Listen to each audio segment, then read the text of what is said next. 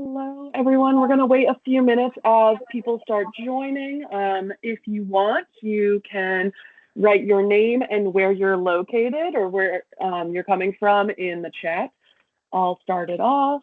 And my name's Jessica, and I am coming from Annapolis, Maryland. So sometimes it's fun to see where everyone is joining us from.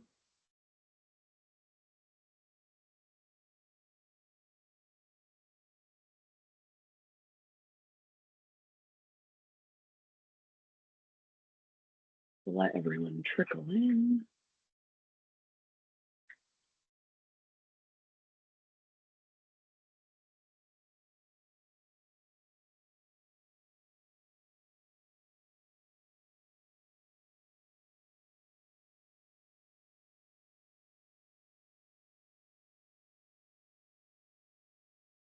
We got North Carolina, lots of North Carolina, makes sense. Philadelphia, India. Hopefully, what is the time in India right now? Pakistan.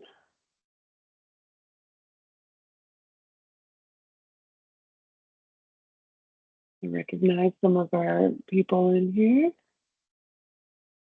Right now, we're all just typing in the chat where you are located, just to see who we have joining us. I always feel like I'm on a portion of Instagram Live when I'm doing this. I don't know if anyone else feels like that, but like our awkward start to social media.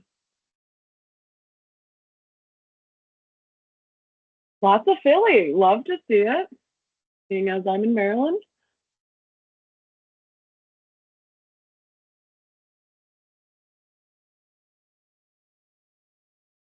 Right.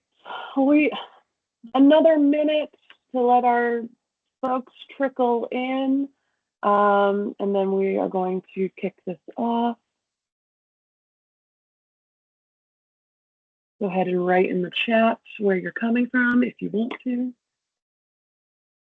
If you've already thought of questions without even seeing the presentation yet, feel free to start writing those in the chat too.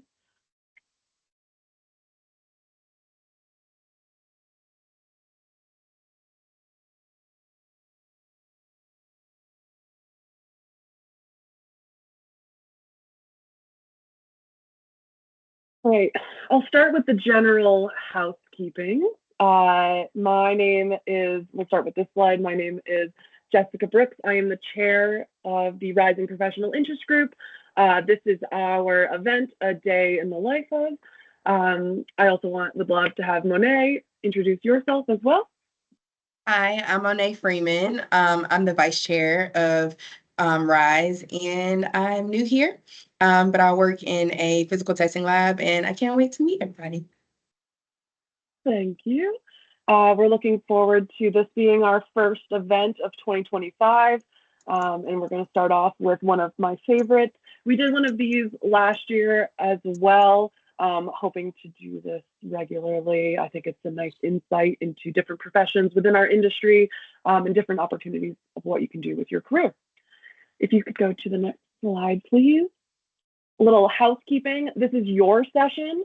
We encourage interaction. As always, please add your questions and your comments to the chat. Please mute your microphones. And if you would like to save your questions until the end of when we do the Q&A portion, you may, and you can also raise your hand and ask your question at that time. If you don't feel comfortable with that, you can certainly type your question into the chat.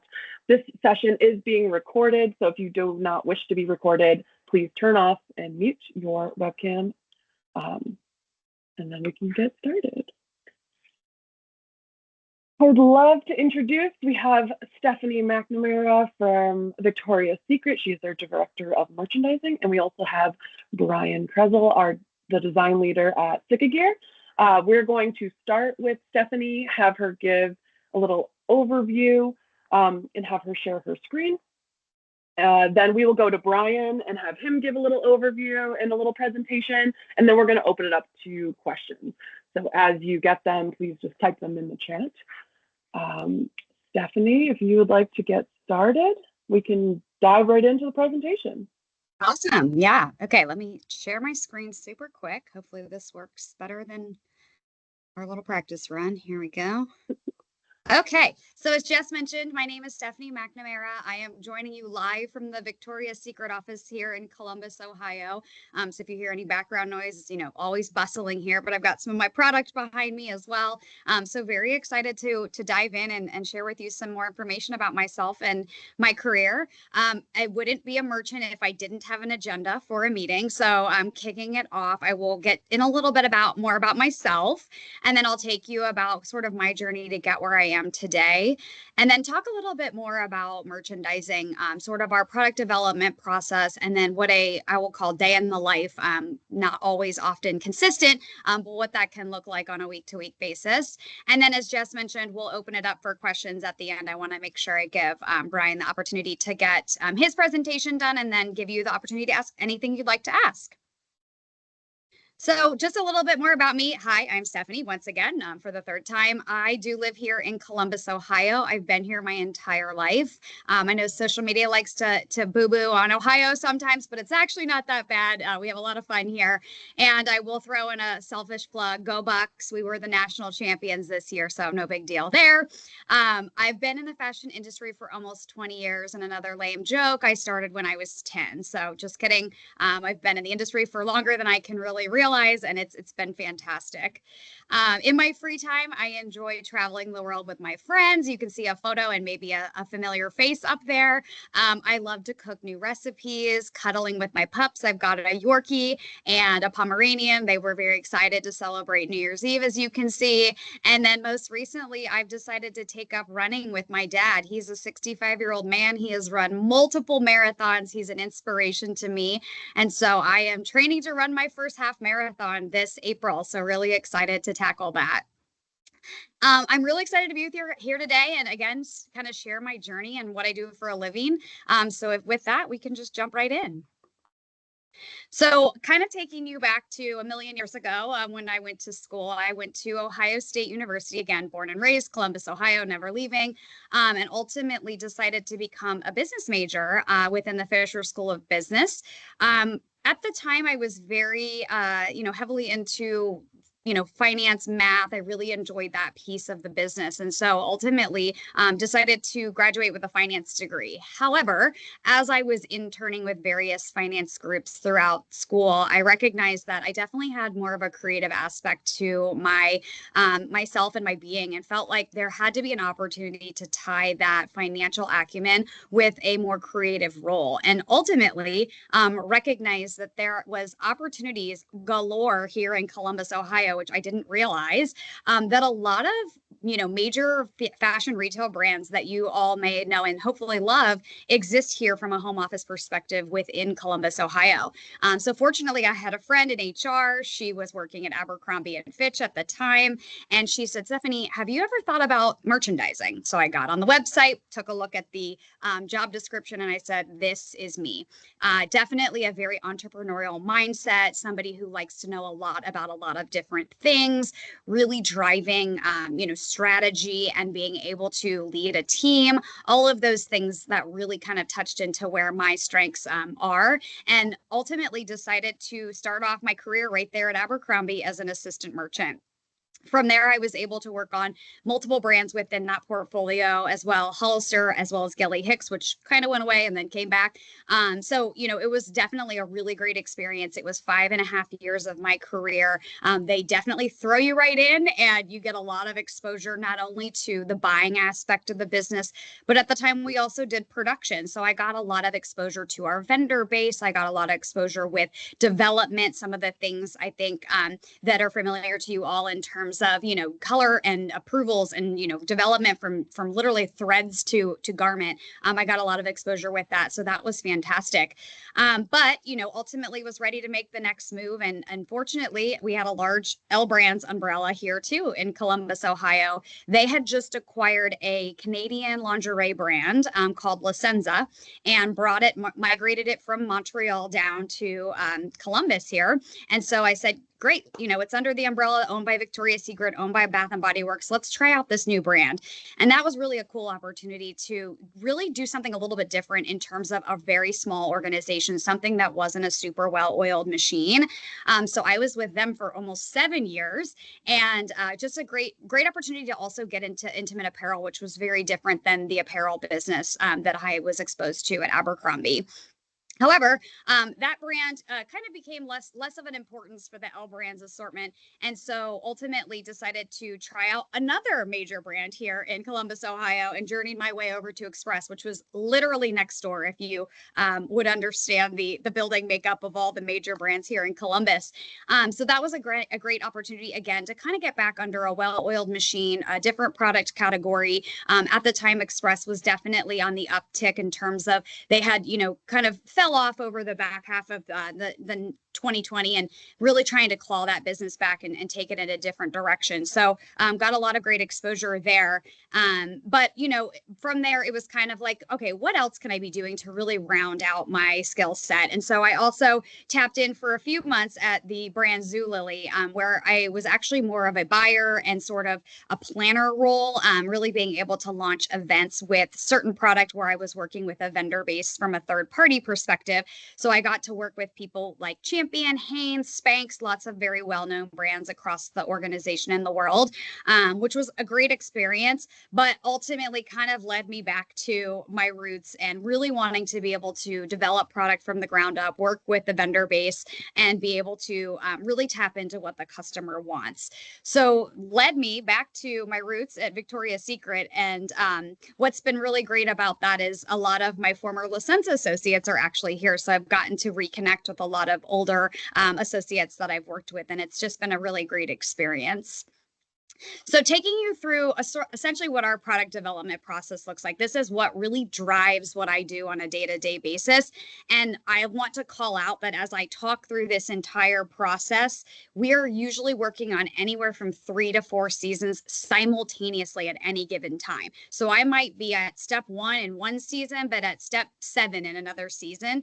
And we're already talking about what we're going to buy for spring of 2026. So very future thinking, and we're constantly balancing what we're learning now, reacting to that, and implementing that for future seasons. So our total milestone calendar really kicks off with our seasonal concept. We've got teams actually most recently traveling out to international places and really getting to understand and tap into what is out there from a trend perspective. What are the things that are going to come down the runway? What are the things from an apparel perspective that will translate into intimate apparel that we can really understand and get on top of the trend curve? So they'll come back, and from there, our design team will take that high level concept and trend that they're seeing, and they'll start to design into what the assortment should look like, whether that's color palette, print, raw materials, really starting to understand what are those things that are going to tap into that trend to drive our future assortments. From there, we have an assortment framework from a merch perspective that we've collaborated with on multiple cross-functional teams to ultimately fly to New York and work with the design team and say, okay, you've designed all these beautiful bras and panties behind me. I now have to come in and say, what do we want to buy and assort for the line to make sure that we can drive and get to that, essentially that financial architecture that we've put together, while also moving the assortment forward and building on trend. From there, we come back and we do a little bit more of the financial side, which, as you know, from my background, I really love. We take that assortment and then roll it right back up and make sure that that really aligns to our financial architecture. From there, we get the sign off from the powers that be to go ahead and buy, which means we are executing purchase orders with our vendor base, and they are essentially starting to, get the fabrics, get the raw materials. They're starting to color things out, and then they're ultimately putting things into production. So once we click go, we're moving and we're getting ready to get that product to us to start to sell to the customer. During that time, our sourcing and production teams are, sometimes we're working with them, but traveling to the vendors internationally, partnering with them on costing and timelines, making sure that everything is fitting properly, tracking to all the deliverables to make sure that when those garments are ready to ship to us, everything is to our standards and we're ready to go and we can afford everything we're going to buy.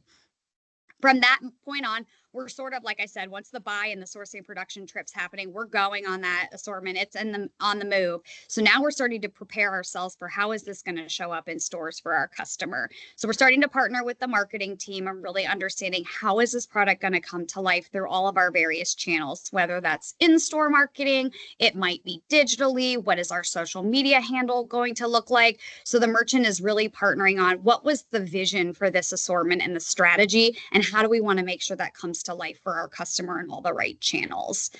From there, our product is shipping to us. And at that point, it's the point of no return. It's on its way, it's coming, and we are getting ready to set that up in stores. We are partnering with our inventory deployment team. Sometimes you might hear this referred to as D&D or an allocation team as well. But they're really working to make sure, and then my lights go off. Here we are, live in the action. And then they're really making sure that the stores are getting set up with the right inventory that they need to be able to start selling the product. From there, it's all about the customer experience. So again, as a merchant, we are, as you can see, connected to this entire process along the way.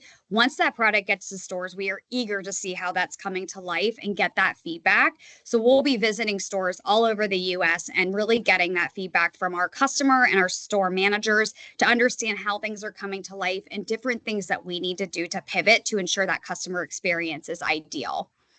And from there, we hope the customer purchases, because when they buy, obviously our business does well, and we get lots of great intel in terms of how we can affect our future seasons and future assortments.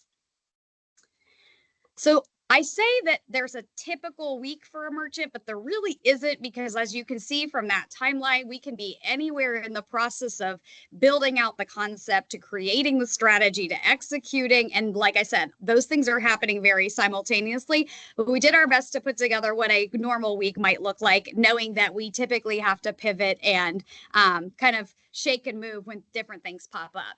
So Monday and Tuesday are really focused on what we call business now. So our business results really on Monday is what we're focused on. We kind of, everyone knows from a merchant lens, like that is a blackout day for us. We really need to be focusing on reading the business and understanding what we need to do to move forward. So ultimately, we're looking at last week sales or month to date or quarter to date or all of the above. And we're recapping our focus on wins and opportunities. From there, we are identifying actions we want to take on the future. And then we will present those findings to our internal team, followed by a recap to our executive leadership team. So it's a collaboration across planning, merchandising, deployment, and demand. All of the teams are really supporting and reading the business and understanding what's going on so that we can ultimately come to our executive leadership team and say, hey, this is what we're learning, and here are the actions we would like to take to make sure that we continue to react to the business. So Tuesday is all about kind of implementing those actions that we identified on a Monday. It's a little bit of a quieter day usually. So oftentimes this is when we will have a lot of our touch bases with our cross-functional teams or our internal teams to really make sure that we're aligned on those deliverables. And then usually a little bit of opportunity to work on any future strategies. As I said, wherever you are in the process of any given season, that's a great time to kind of implement what you're learning and play that forward for future strategies. Wednesday and Thursday, we're looking a little bit more future facing. So we are working on Wednesdays with an execution of future seasons and our product readiness meeting. This comes across as a cross-functional collaboration for upcoming floor sets where we literally go through the nitty-gritty of everything. Everybody is on this meeting.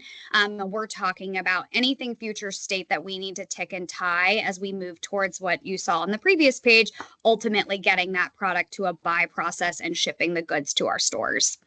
And then last but not least, we're also discussing and tracking future innovation. So as the leading intimate apparel brand in the market, we're really focused on making sure that we are the best, and we're always thinking about the biggest and the best next thing coming. We want to be the first to deliver, the next best bra, which I don't even know what that is. But so we're actually working as far as 2028 at this point to really look at new innovation and be the first to get to, the best fitting bra or the best fitting panty in the business.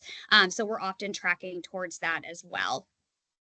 Thursday, we're looking again, we're constantly evaluating how our business is doing. So we don't even wait until the next following Monday to start looking at the results of the business. We're already looking at the projections of that week to understand what are we going to potentially recap for the following Monday, anything else we should be prepared to action on. And we're meeting with our cross-functional teams again to align on any upcoming deliverables, as well as working on projects relating to driving the business long term. And then Friday, all about insights. So from a customer and patterning, that is a big piece of this role, and being able to connect the dots, not only what you're seeing from a sales and data perspective, but also what you're seeing out there in the market, whether that's with our customer, our internal customer, or even externally, what we're seeing from a competitive patterning perspective. So we spend a lot of times, usually on Fridays, getting out into our stores, asking questions for the Pink team. They may be on campus visits, really trying to get in tune with what's going on with the college student. And we're oftentimes also, at the mall, kind of just looking to see what else others are doing. We just launched our V-Day assortment a couple of weeks ago, and we were out there in the malls and we're like, gosh, maybe we were that this year. Everybody else had full V-Day before we had gotten there. So hindsighting an opportunity for next year to make sure we deliver Valentine's Day a little bit earlier and on time. So just a good example of how we're constantly scanning the market for how we can be best in class. And then at the end, get ready for another crazy week. Have a glass of wine, decompress, and get ready for, another week of, normalcy. But I think that kind of pretty much encompasses everything that we do as a merchant. I did just drop in a quick page so you can kind of see some of the visuals of how this comes to life up in the top left. That's ultimately what the concept room looks like in our New York design office. And they will kick off the season really taking us through high level the trends that they're seeing. You can see down below some of the CAD images of our bra and sleep assortment coming to life. And that's really how we sort of operate as we're sorting the line. An example to the top right of our patterning and themes. This was a group going out and saying, hey, we're in all these stores. We're seeing a lot of bright colorways coming down the pipeline. Do we have bright colorways coming down the pipeline? Hopefully so, because that's something that's definitely trending. And then last but not least, just a visual of what a table assortment might look like in a Victoria's Secret store. Other than that, that is a lot about me. So I will kick it off to Brian, and then we can save the questions till the end. Perfect. Thank you. And I also did not tell Stephanie to put a picture of me in her presentation, but appreciated. Thank you. Fun fact, I was with Stephanie when she got her job offer from Victoria's Secret. So proof that your friends can also work with you. Yes. Brian, if you would like to take over, you can, let's see what a day in the life of looks like for you. Sounds good. You can hear me. You can see my presentation. Good We're to good. go. All righty. Before we get started, that was a tough act to follow. So thanks, Stephanie, for queuing us up. I think there's some commonalities there, which are interesting, but I also would say, Jessica and Monet, like, nice work getting like kind of two opposite ends of the spectrum here. I think it's really interesting on many levels. Stephanie, you're thinking about Valentine's Day. Right now, I'm thinking about hunting season opener, like couldn't be much different, although maybe a little crossover there from a gifting perspective in certain communities. I would also say the thing that floored me is you're like 12 or 14 months to market what it looked like according to from there, working on 3 to 4 seasons a year. Whereas in my world, we're like 28 to 36 months to market in a lot of cases, right? I mean, obviously there's a lot of things that go into it, just kind of stretch those times out. And so I think like I said, real interesting to kind of see how those how different industries we all make things that people wear, right? And how different it is. But this is me. I'm Brian. I always have this picture of myself with a coffee cup in my face. Doesn't show you how old I'm getting, but works out for me in the long run. I'd like to put this at the top. I am first and foremost a multidisciplinary creative, which has led me here. And I think we all have to look at ourselves like that, right? We solve problems in creative ways, whether you do it through words or business plans or strategy or drawing pictures or sewing things, right? Like, seems like we probably have a pretty diverse group of folks on this team. And so I would say this for both myself and Stephanie, like wherever you find yourself, you'll probably work with people like either of us, right? And I think that's the magic of this whole thing is like the amount of different types of people and different skill sets that go into this are amazing. A lot of what got me to my career path, or got me on my career path, I should say, is I've been super fortunate to be able to play in a lot of different sandboxes. When I started out of college in the mid '90s, like actually started in the action sports industry, which was you know evolving at the time, from something on the fringe to something that drove popular culture worldwide. And there wasn't a lot of structure. There wasn't, magical calendars and things. It was just sort of like, do you think you can do this? Yeah, cool. Let's try, um, I'm a designer by trade. I love to solve problems visually. I like to make things. But I think realistically, and something I think is also important, is I'm a storyteller by nature. And I think that that's a really important part of any career, but most definitely when you're selling in a solution to a problem that someone has, and in my case it's a functional problem most of the time, maybe an aesthetic problem secondarily. But I think that just the fact that you solve the problem isn't necessarily always the thing. Like being able to sell that in and talk to people is super, super important, and kind of like bring them into your world. Why did you solve the problem that way? What was, in our case, the textile or the construction or the end use need that you solved? And I think now I'm a, designer by trade, storyteller by nature, but I'm a facilitator of creativity by necessity. Where I'm at is kind of like a player coach role, realistically. I don't know if those exist anywhere except baseball, but and I don't even know if they do that anymore. But realistically, I am, coaching the team. I'm facilitating the way that they go about their worlds. I'm challenging them. I'm propping them up. Most of them are younger and faster and smarter than I am, and even the ones that aren't younger than me are still faster and smarter than I am. And so it's my job to help them get the most out of themselves. But at the same time, that's not totally as fun for me as actually sitting down and making some products. So long story short, I tend to kind of inject myself into the process as much as possible. I'm the father of 4 magical children. I got a full house over here. I'm a part-time Uber driver because of that, not to get paid, but to get my kids places. And I like to think of myself as a coordinator of chaos. We do a lot of skiing, snowboarding, camping, bike riding, and with anyone from, 4 of them from 4 to 14, it's a whole lot of fun. But man, it's a whole lot for sure. So I'm comfortable being uncomfortable in general. And I think that applies to my life as well as my job and how they interact. A little bit about me, my background. In college, I started out in the action sports industry, straight up design and skateboard graphics. Like I was an illustration major, and realistically, the things I did kind of led me to where I am at this point. As I said, like being part of that action sports industry in the mid '90s, it was sort of like, what can you do? How can you get it done? And realistically, my skill set at the time was not only drawing and knowing how to talk about drawing, but I just had a passionate curiosity for how things were made. I was a kid who took things apart. I was a person who, liked to figure out what was inside my toys, and I didn't necessarily always put them back together. My folks weren't stoked on that, but like that was what drove me. Like, what is inside of this? Like the car or the engine or the Star Wars toy or whatever it was, right? Which led me to a lifetime of, fun and adventure. I get to travel the world quite a bit. I get to have really weird pictures inserted instead of the pictures that I actually put in here of products I designed. But there's a picture from some place I went in Japan through work. I don't know. It just sort of happened. And in my career, I like to say I sort of fell into it. And I think it's an interesting idea because you don't necessarily always end up, at least in my world, where you started, right? Like going from drawing pictures and skateboard graphics in the outdoor industry doesn't necessarily lend you to footwear design, but here I am. I learned most of what I learned on a factory floor because I was able to communicate my ideas visually, right? I was able to sketch out something really quickly, which led me to, work with multiple brands across the industry. Started in action sports, moved into the outdoor industry, a bit of time here and there in and out of different categories, which, like I said, the playing in different sandboxes is really what keeps me going through all this, whether it's footwear, apparel, equipment.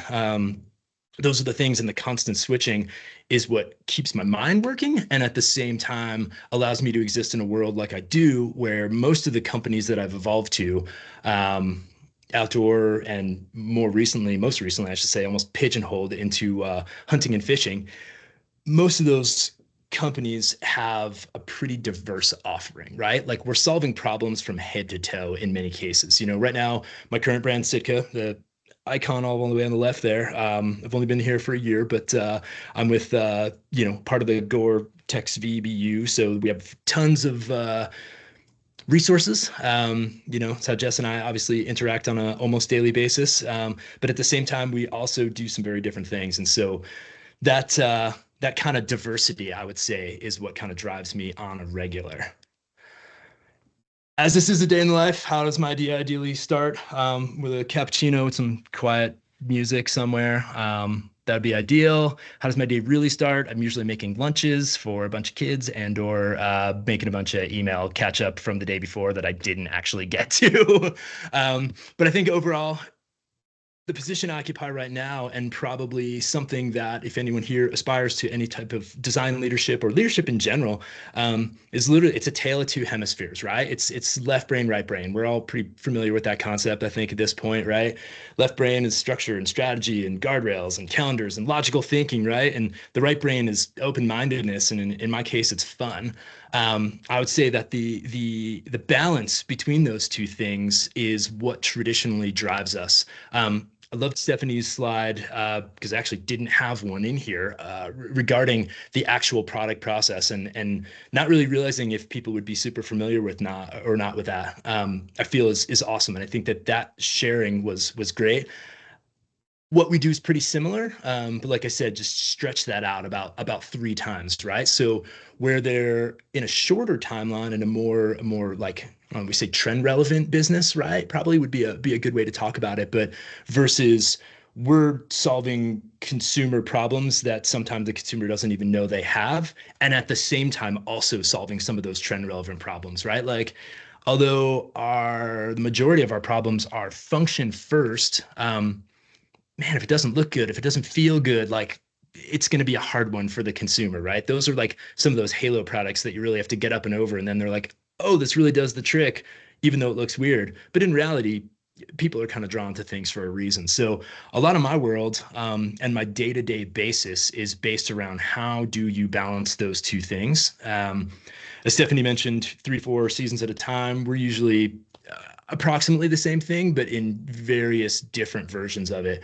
Where I exist right now is an oversight of both the product design process, in which case I facilitate, the technical and aesthetic solutions, working closely with development teams, working closely with textile teams, to actually bring these products to market on a seasonal basis, whether they be apparel and equipment, or on the other side, footwear, which is fairly new to us as a brand. We just launched it after many years, like a couple weeks ago, right? So although I've been visible to a lot of it, it hasn't been something I've had a lot of input on so far, but super psyched to get into it because that was kind of my first love was footwear, from a design perspective when it comes down to it. And that's what really opened my mind to product design in general. And arguably because of the folks who are here, like the joys of textiles, not having a traditional fashion background or textile background. It's a little bit of a hindrance. I'll be honest. There was a lot I had to get caught up on real quick, and luckily was fortunate enough to have the folks who would help and teach. But as I have jumped back and forth quite a bit, I would say, for anyone interested, right? Like keep focusing on the textiles and the construction, right? It's the consumers, once they get past 10 feet away and they actually get to the product and they touch it, that's where the love begins right there. So, yeah, it's an interesting one, and balancing back and forth between these two pieces, is kind of what drives me on a regular basis. And so again, day in the life being the theme here, right? How does that actually play out? After all those lunches and snack making, usually starts out at 8:30. I'm not super early guy at the office, but realistically, communication is paramount. As we're all aware, right? Like not a lot of stuff's made here, whether down the road or across the country. I'm in Bozeman, Montana, so a couple hours ahead of many of you, or no, a couple hours behind many of you. Regardless, we're pretty similar in timelines, right? But as Stephanie also alluded to before, a lot of this stuff, a good majority of it's happening overseas, all our production and stuff. So that morning time is a great time to catch up with pictures and questions and, you know, all the things that are coming from our partners, whether it's overseas in the European continent or overseas in Asia. A lot of that communication is coming early morning, and it's a great time to get it going and get it out of the way, arguably. A typical day may be a 9 a.m. product status meeting, talking about different types of products and where we're at. 10 a.m. could be a one-on-one, could be a product brainstorm, it could be a product review, and then roll right into something completely different, right? A marketing sync up. And my job, we work real closely with our marketing teams.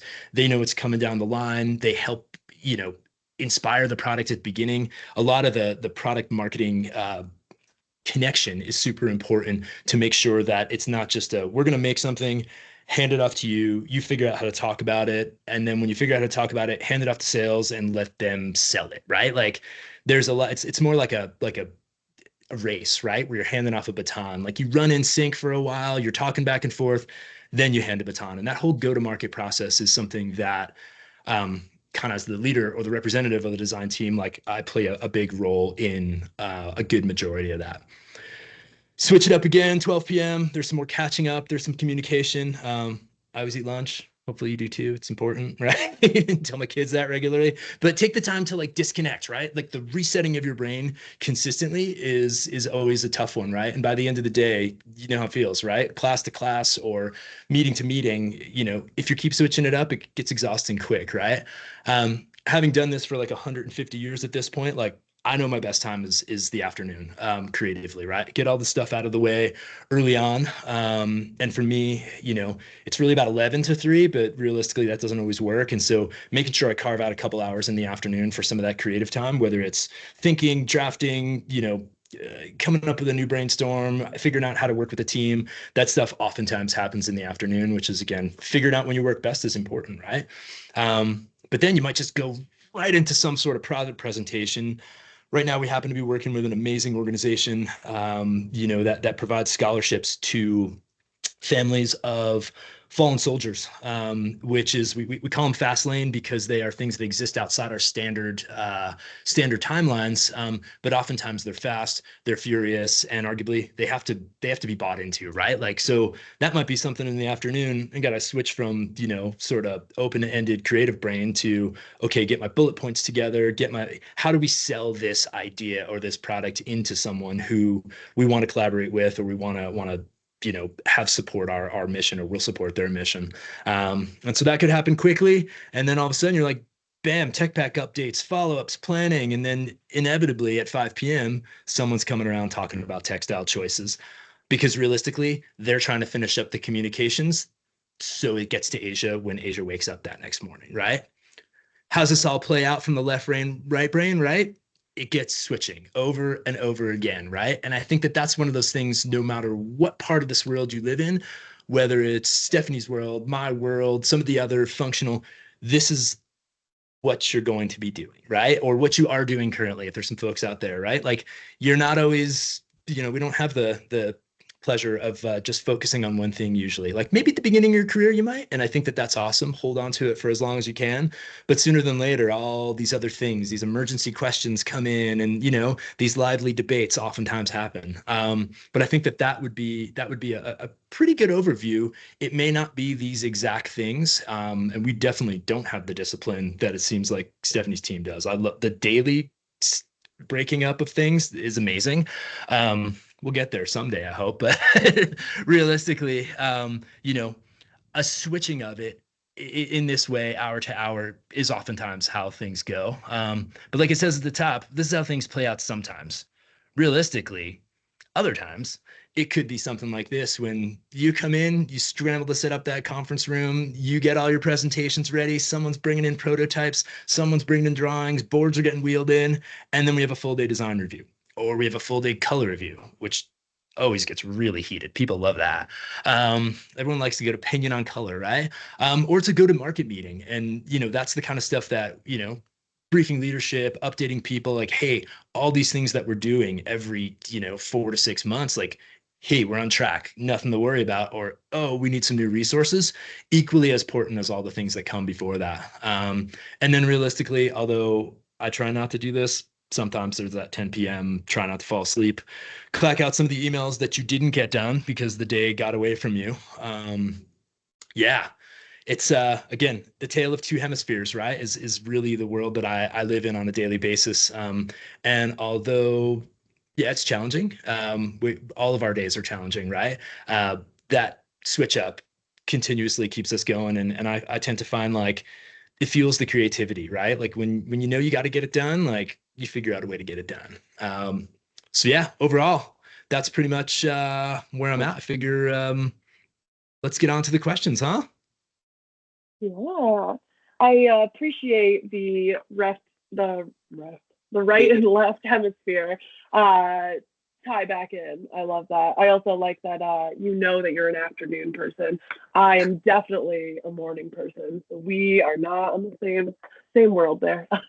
Luckily, the end of your morning is or the end of my morning is beginning of your afternoon, or like vice versa. We'll figure it out. Yeah. It'll all work, I Jessica. just need to move west of you and then we'll be Yeah, fine. then we'd be So, perfect, right? yeah, perfect.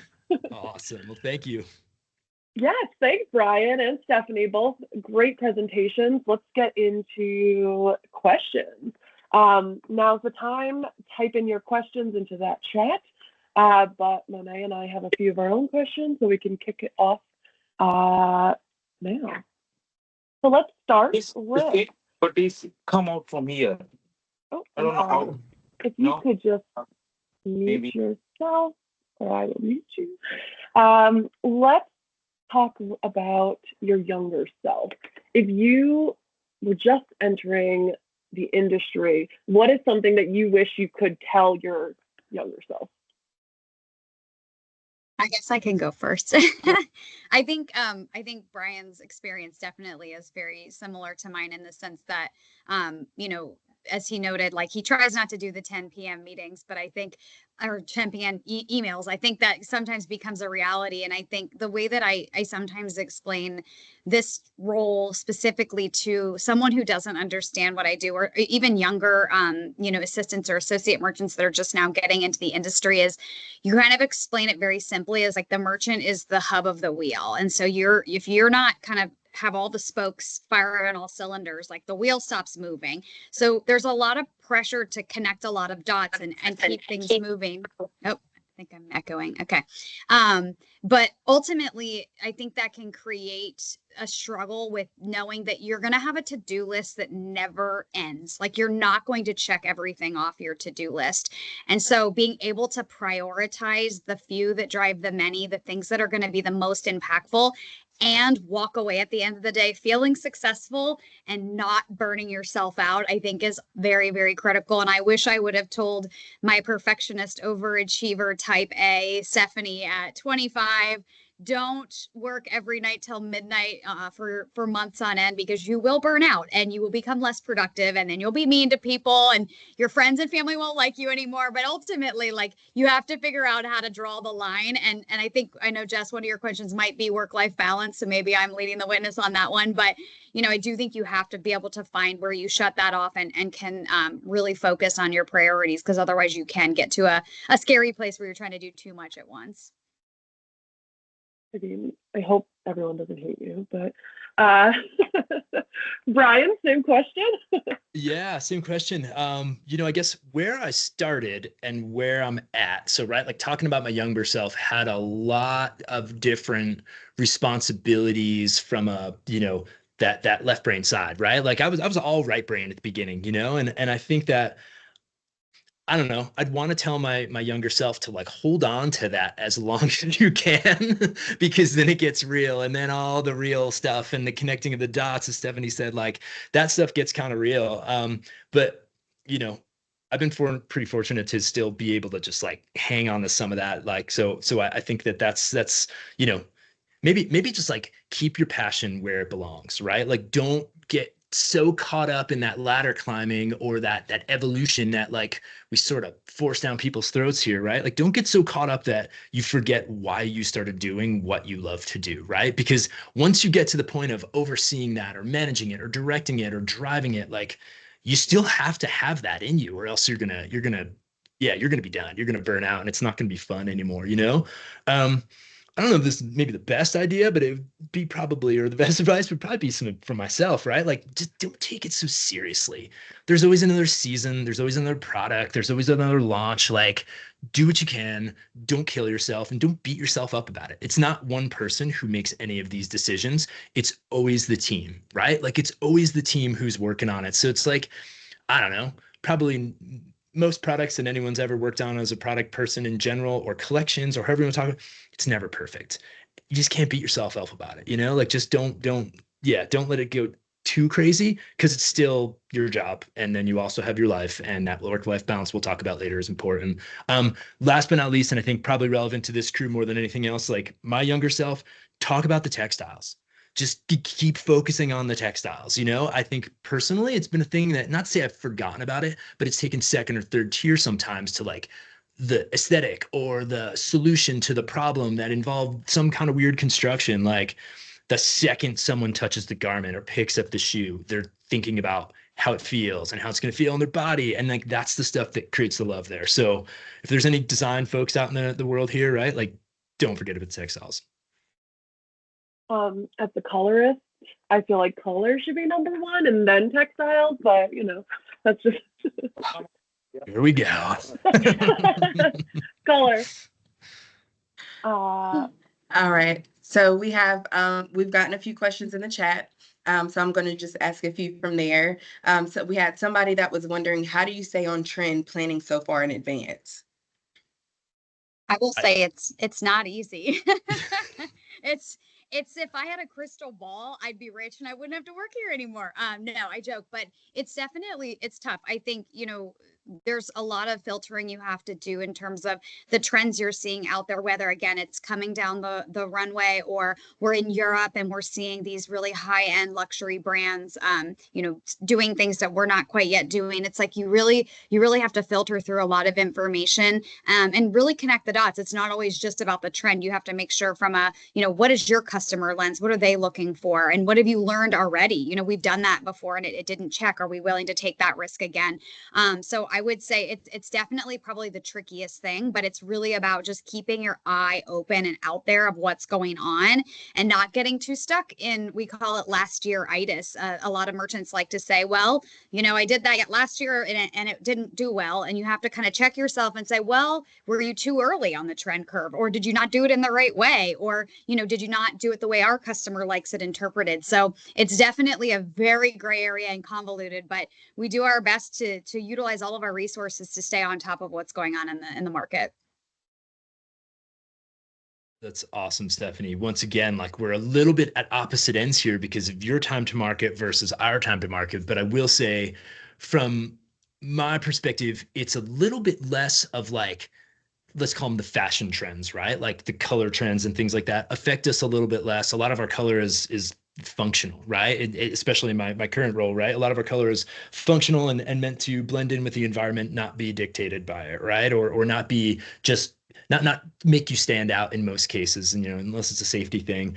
I would say when we're talking 28 to 36 months, it is a lot of crystal ball, but mostly for products that are like, they're not the driving force of our brand. As I said, for where I'm at right now in our brand, a lot of it is the functional nature of it, right?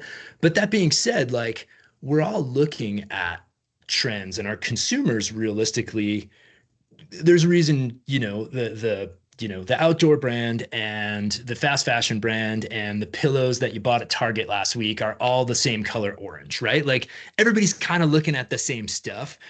Stephanie made a great point, though, is like, how do you manifest that through the eyes of your brand, right? Like, I would say my current consumer right now is not as concerned with if it's the right shade of blue for those board shorts that they're wearing in the summer, but they probably like blue, and they probably know that blue is out there this season. And so they might gravitate towards it, right? It is a constant, challenge, I would say, in my brand now, or any of the brands I've worked for, to make sure that you stay as up to date as you can while taking into consideration who your consumers are and what they're looking for from your brand. I think those are great points. I think timelines are critical, right? And understanding, like, if it's a fast lane, like Brian mentioned, if it's something outside of the norm and you're trying to quickly jump in and get it, or if it's something that you're planning out long in advance, that definitely makes a difference with trends. One of our next questions is, where are some of the places that your brands manufacture overseas? And Brian, we can start with you on this one. Well, let's see. Predominantly, it's based off of type of product, right? Like majority of our footwear is manufactured in Vietnam, as is a majority of a lot of outdoor and athletic footwear these days. That being said, there's certain types that are still made in China. And I say still made in China because it's been a topic I think everyone's aware of, just like with the tariffs and things like that. Like there's been a great move out of China in a lot of cases. That being said, they still make some real good product in a lot of cases. From an apparel standpoint, also a lot of it in Vietnam, but there are still some specialty projects that are in China. I have to say Southeast Asia in general. There's a little bit in Cambodia. I'm not on the sourcing team, so I'm not really thinking that like we're in Bangladesh quite yet, but usually different types of products are made different places. For us, I'd say majority Vietnam and China is where we're at. Stephanie? Yeah, I would say it's a very similar sourcing base for us. A lot of China still. We do have a little bit in Sri Lanka, India, but I'd say even just in my career, I've, had the opportunity to travel in some really cool places. We've done denim in Mexico. We've been to, we've had some partnerships in the Middle East. So kind of like all over the world, honestly, which is really cool when you get to go and visit and see a factory operating. I think that might be like literally my favorite thing in the world, to just see all your product coming to life in the factories and all of the people that are working on it and just every step of that process. It's very fascinating. I think you touched on this, Brian, but I think I saw it in the questions coming up too in terms of the tariffs. I will say I don't know that the tariffs will affect our business as much. And the reason being is that we've had an established vendor base with Victoria's Secret over the last, I would say, 30 or 40 years, that we have such strong relationships with those factories and those vendors. I wouldn't see us deviating from that. I think we kind of manage any sort of like cost implications from tariffs or from, cotton fabric increases or whatever that is. We really manage that internally as much as we can because we do want to maintain those relationships with those vendors.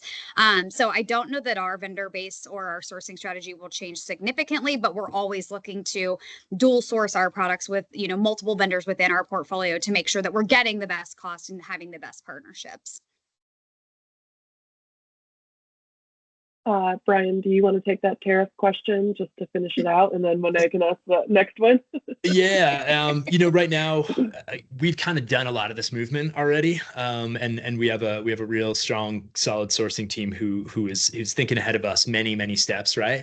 And so, although there still are specialty products and or connections with products, right? Like in the hunt and fish world, right? We make waders, water pants, keep you warm and dry when you're fishing or hunting, right?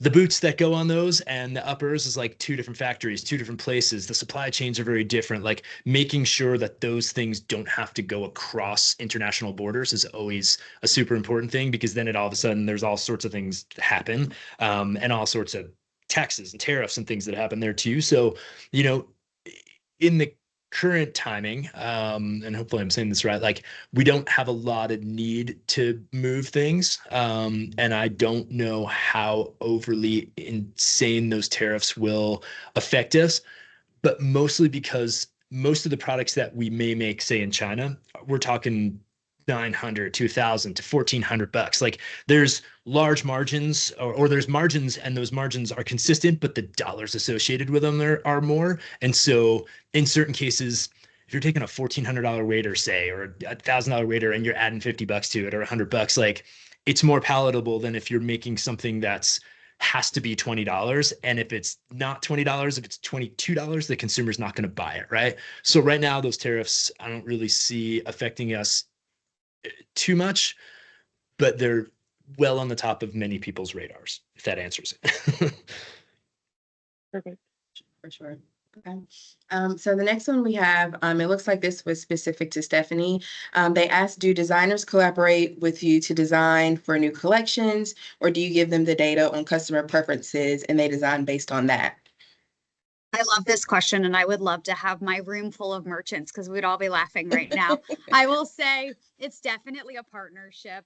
I think this is a perfect example of where, as a merchant, you are again that hub of the wheel, and you're reaching out to a spoke that is a very creative mindset. So while I might love an Excel spreadsheet, if I send that to one of my design teams, their heads are going to explode. I can't read this. What are you doing? So I think it's an opportunity to partner from a creative lens with a creative partner. And so it can be oftentimes, oops, I'm echoing again. It can be oftentimes, it's like a chicken before the egg scenario where I want to make sure that the data and the financial architecture will drive the assortment that they develop and create for us. But at the same time, I don't want that to hinder their creativity of what they're seeing out there in the trend market and something I might not even be thinking about. So to answer the question, I think ultimately it's a partnership between both teams. And it's that push pull of, where are they coming from? Where are we coming from? And how do we really meet in the middle to curate the best assortment for our customer? Number one priority is our customer, and drive obviously growth in the business. It's the funny part of it is the merch team here will be like, design always gets to pick everything and they just bulldoze us. And then if you ask the design team, they'd say the same thing about the merchant team. So I think, again, it's just that healthy tension and that push pull between the teams. But ultimately, we usually get to a really wonderful assortment that meets all of our needs. Good. Perfect. A fellow Gore associate asked the question to Brian, how can I become a self-certified coordinator of chaos? Well, you first need to have a lot of kids and have a lot of different interests personally, and then oversee a bunch of different processes, and that'll get you started. I don't know. I'd love to know who that was actually and have him follow up with me, but that's awesome. I'll tell him to. Perfect. Hopefully that answered it, right? You can have a one-on-one with him later. Monet, do you want? Let's see. Yes, I'm trying to scroll to see. Okay. So we have another one. So this one is sustainability based, and wondering how the environment plays in your choices regarding fabrics, materials, and design. All right. Should I answer this one first, Stephanie? Go ahead. Yeah. Okay. Cool. Yeah. So, man, this is an interesting question we could probably talk about for the next 45 minutes here, right? Like, and I think if it's not on the top of all of our radars and we don't have some sort of response to it, well, then we're missing out. And I think maybe that says a lot right there, right? We make. Man, I've been known to say this occasionally, but it's like, we make really good, really well-functioning landfill, right? Like, although in my current business, right, like we make product that's durability is first, right? And there's the thing, sustainability through durability, or durability through sustainability, however you want to look at it. I think that's realistic. At the same time, like I have seen in previous places where sustainability oftentimes is the first thing to go, right? It's the first thing to push off the table. It's the first thing to talk about when we're trying to save a couple pennies here and there or a couple dollars, where realistically, like, as that self-appointed coordinator of chaos, I realize I have a heavy footprint on the world, right? Like, and I think probably a lot of us could admit to something like that. So, personally, it tends to be a pretty large part of the way we think about things, even if it's in tandem with something else, right? And for me personally, it's like if I can affect that through the work I do, not to say it takes away from the life I live or the family I have, but at the same time, it's like every little bit counts, and it should have a seat at the table every time we're talking about this. Again, in my current job, it's like the functionality and of the pursuit, right? In hunting, the functionality, the sound of the garment could make a difference between success or failure, right? Like, because if the animal hears you, it's gone.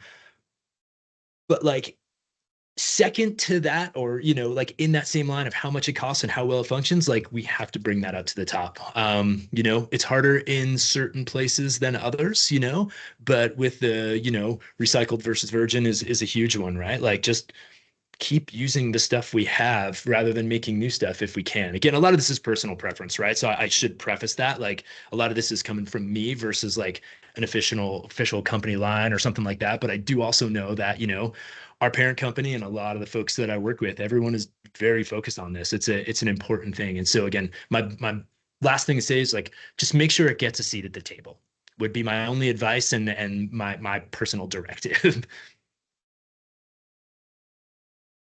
Yeah, I would echo that. I'll address the elephant in the room that maybe for some of you who are very aware of the Victoria's Secret brand, maybe in the last, I don't know, decade, we haven't gotten the best reputation in terms of not being tone deaf to a lot of the issues out there in society. And I think sustainability being one of them, that the organization, I think, post the departure of Les Wexner, took a very hard look at and wanted to make sure that, that was something that we focused on. And so I think it comes now through so many different avenues, whether it's, using recycled yarns. And to Brian's point, that can sometimes cost more money. And do we get to pass that cost down to the customer? No. But are we proud as a brand to say that we are being more conscious about using recycled yarns and not being wasteful? Yes. And so that is something that does have to take priority. It also comes through, some of our marketing or packaging. We've got reusable packaging, looking at that shopping bag you take when you leave the store. How was that created? Is that something that's going to disintegrate into the earth, or is it going to, be around in 1,000 years when we're all not here? So I think we're really focused on a lot of different initiatives, and we can get creative too. Like, one of the things we've done is, instead of, we've run a campaign where donate a gently used bra and we will give you $10 off your next purchase. And so we've collected gently used bras for organizations for women who can't afford to buy a bra. And so instead of seeing that bra end up in a landfill, we're really looking at creative ways where we can be sustainable across all fronts, which feels very good. And it feels like a proud moment for the brand when we were maybe 10 years ago really, really tone deaf to that. So again, I agree with Brian. I think it needs a seat at the table for sure. Yeah, and this was a big topic at the last AATCC Discovery Summit that we had in Savannah, Georgia, which will also be in Savannah, Georgia again this year. But we have to be having these conversations, and industry, the consumers can push for sustainability or environmentally more friendly, but it's really the brands that have to be the ones driving this.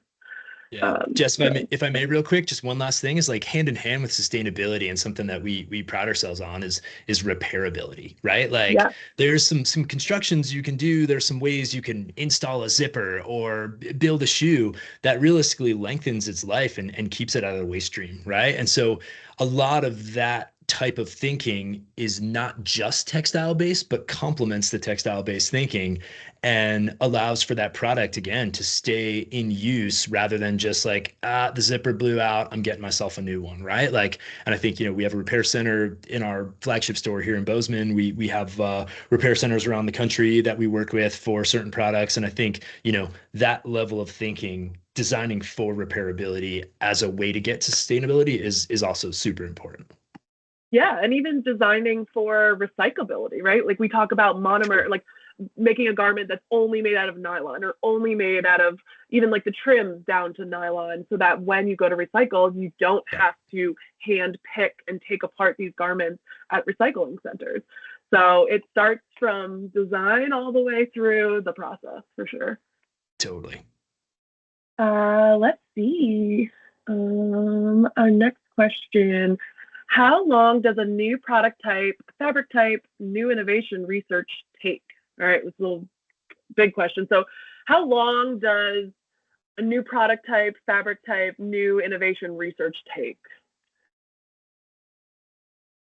I think it depends. I think, Brian, you're going to have a longer lead time than I am. It just depends. I think if it's something, I think Jess, you kind of touched on this earlier, but if we're looking to capitalize on a really quick trend, or it's fast fashion, we'll use our resources, and we could get something, in our panty business, actually, we can get something out the door in 6 weeks, which is super fast, but we own the raw materials, and we've, got some guardrails to make that happen. on the flip side of that, I mentioned that, we're constantly looking at new innovation. How do we have the best bras on the market? And so we're looking at things that may not be implemented until 2026, 2027, even 2028. And so oftentimes those are the more technological things that we really need to work through all the kinks. We need to do QA testing. We need people wear testing this so we could get feedback from them. We need to test it in our stores before we launch it, because as an impact to, maybe my product category, which drives 25% of all bras. So I think it's just, it depends on what we're really looking at. But I would say in my world, no longer than like 2 to 3 years for like the longest of innovation. Okay. Yeah.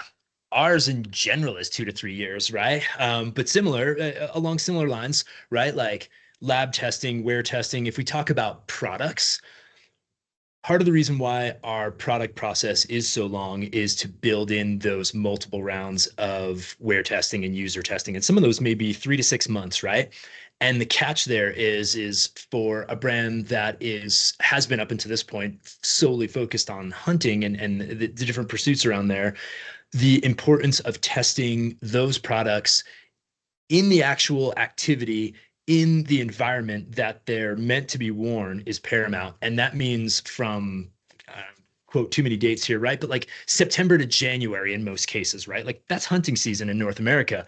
Yeah, you could send some people down to South America. We could do, multiple things, but realistically, we test our products in the environment that they need to be tested when we can be testing them, right? When it comes to textiles, that's where, whether it's if it's non-gore textiles, we're working with different mills and we're doing a lot of those things. If it's within the gore system, it may be 3 to 4 years. It may be longer to make sure that like the products that we're building meet the need and get the fitness for use certification. It could be, many years, 3, 4, 5, 2028 right now we're talking about some things, 2029.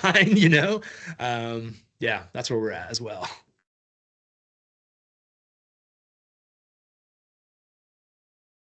Okay. So, Stephanie, it looks like this one is for you.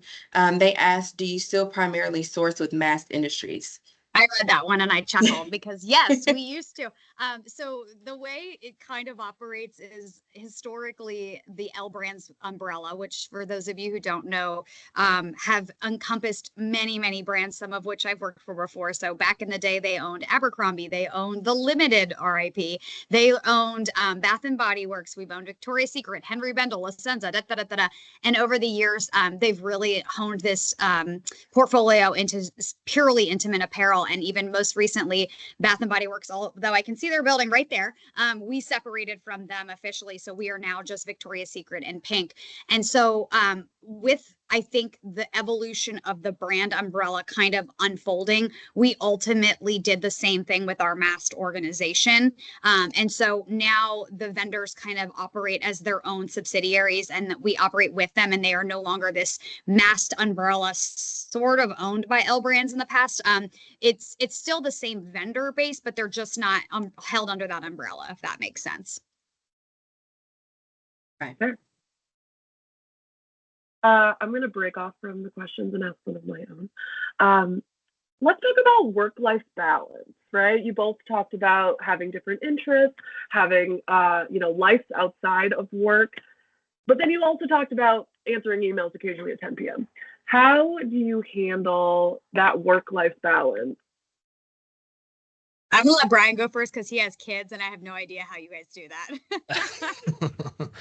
Oh man, I don't know. It's a hard one. Like I was like making some notes to this question and I was like, I don't know, what is work-life balance really, right? I don't know. I don't actually think there's like truly a balance, right? I might have read this somewhere, but it's all the process of balancing it, right? Like for every 10 p.m. email session that you might take after everyone's in bed, obviously, there's like got to leave early. There's a basketball game today and we got to get to the gym, because we're going to watch them play, And so I think like it's just, and I'll say like our company and our brand and our teams really empower that and have a lot of respect for that. Like having that same mindset, goes a long way from a team's perspective and just kind of keeping on it. Like, if you are doing that though, like make sure you uphold your side of the bargain, right? Like as a designer, this maybe not applies to everybody here, but I like kind of believe in there's like two things you have to do. You have to drink coffee and don't miss deadlines. Those two things are most important, right? So like if you are someone who has some, flexibility and your team allows for flexibility, just make sure you uphold your part of the bargain, like I'm not going to be in the office, but I'll have it to you tomorrow. Like I said, it would. And then last but not least, I think it applies to maybe both my parenting life, but as well as like my job in general, my career in general. It's just like, be comfortable just being a little uncomfortable. You don't have to have all the answers. You don't have to have everything figured out to like get as much done as you can. So for me, like that sort of constant juggling is like, if you're okay with that kind of stuff, like it's going to be all right. Yeah, that's fair. Yeah, I love that. I think that, I kind of approach it on a few aspects too. I talked about prioritization is number one, and being able to say, of the 20 things on my to-do list, like what are the things I realistically can get done today? And are those going to be the most impactful? And what are the things that can wait? I think also just constantly checking in. To your point, the deadline is key. You want to be reliable, but if there are things coming down the pipeline and you're just like, listen, it's not realistic for me to get to that this week, constantly just open communication with the person that's expecting that deadline or that result from you. Sometimes a deadline is a deadline and we can't move it because we are, marching forward and we got to hit that for the next domino to fall. But oftentimes my team, I stay very open with them and I say, if there's something you're working on, they're like, gosh, this doesn't seem like a priority. I can't get to it. Please come to me and we can always relook at, no, we'll punt that to next week. That's fine. So I think that's really key in terms of just being able to balance the workload.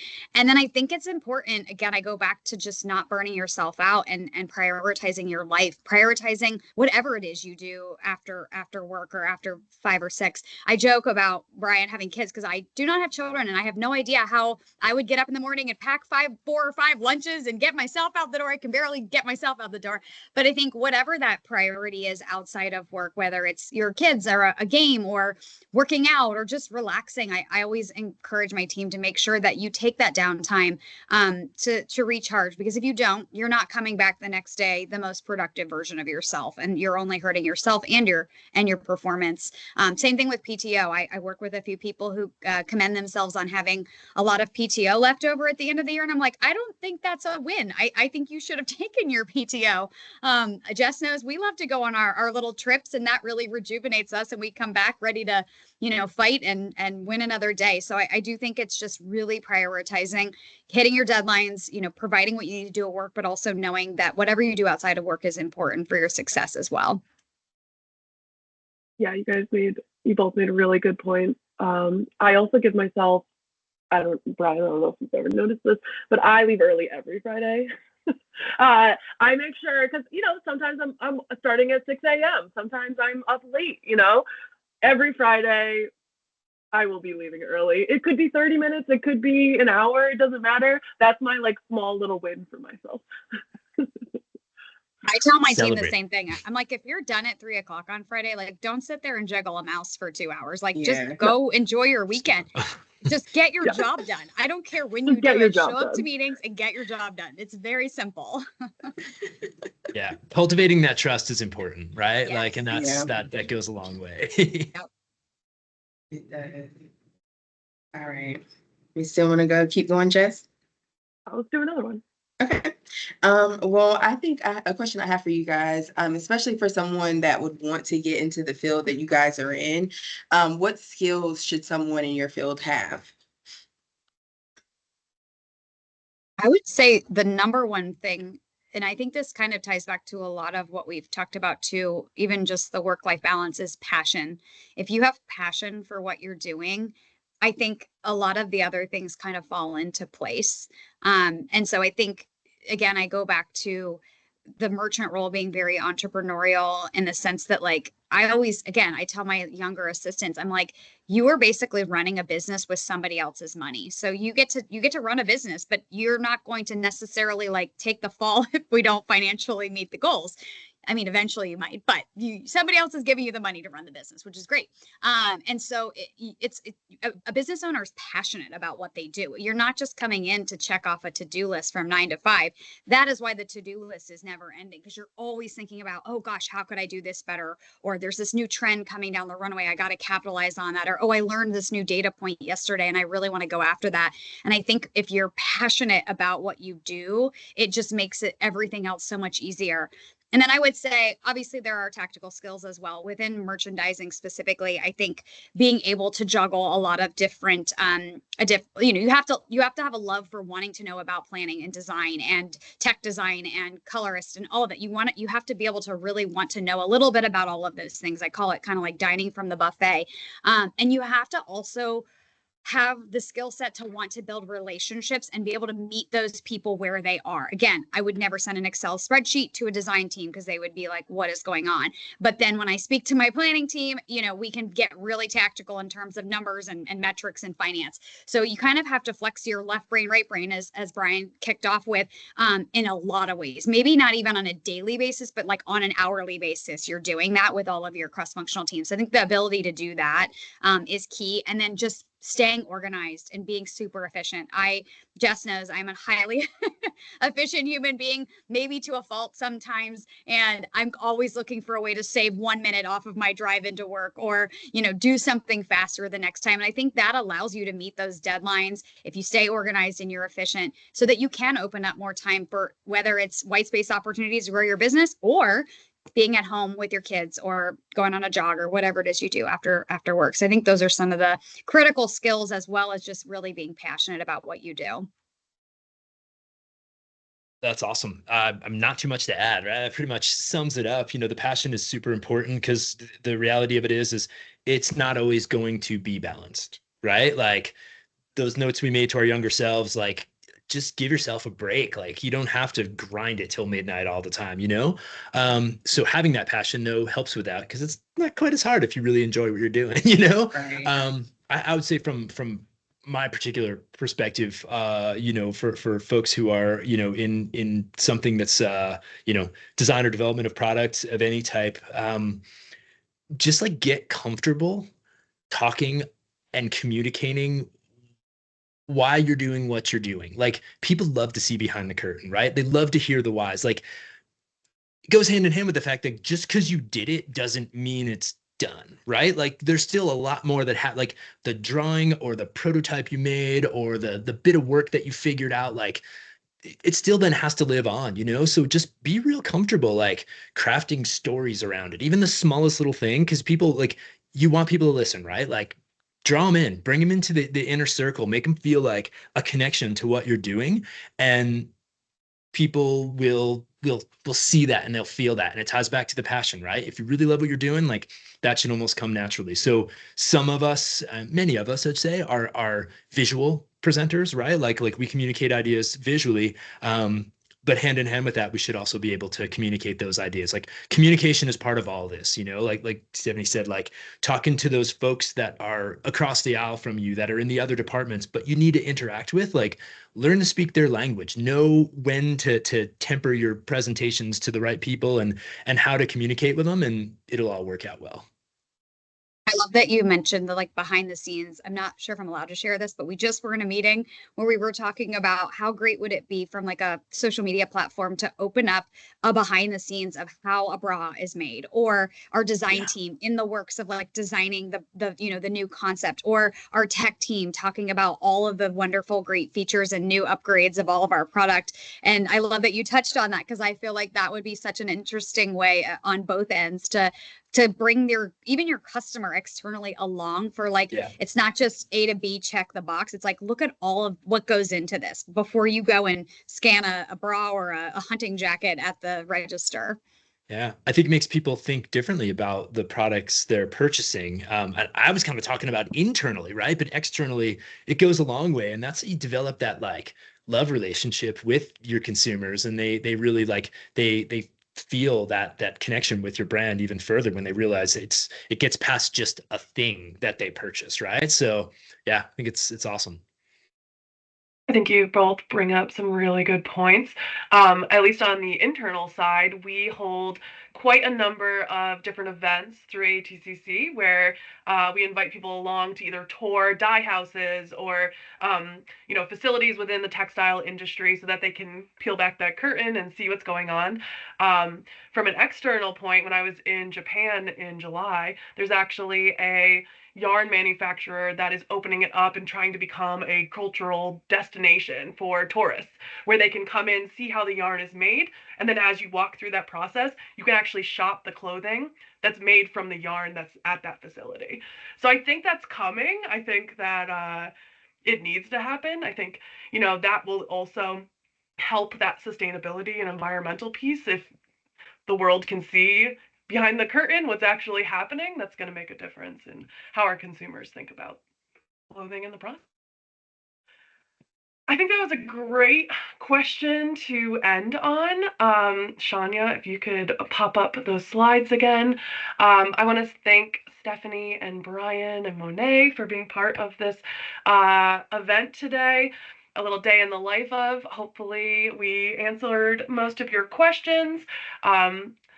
If not, then reach out to us. We can definitely get you in touch with either Stephanie or Brian or any of us who are part of AATCC to help answer some of those questions.